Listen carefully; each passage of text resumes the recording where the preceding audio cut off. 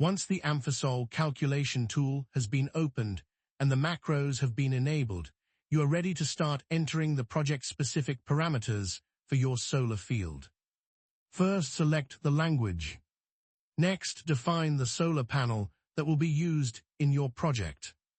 Select the panel frame thickness. The panel width is fixed at 1.13 meters. The length of the used panel can vary between 1.76 and 2.38 meter. Specify the weight of the used panel in kilograms. Finally, you can optionally enter the panel's output power. As system parameters, there is the choice in between making the serial and parallel connection or only the serial connection.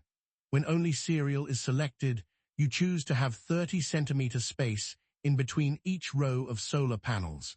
When serial plus parallel is selected, the maximum solar panel density per square meter will be valid.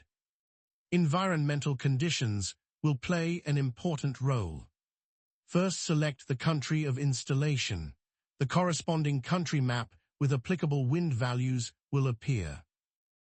Select the value of the basic wind speed or wind pressure, as indicated on the country map for the specific installation region. Next, the terrain category based on the surrounding environment of the installation site can be selected. Explanation can be found on the map. There are 3 possible terrain surface types: soft, half-hard and hard. Hard surfaces include concrete, asphalt or paving stones.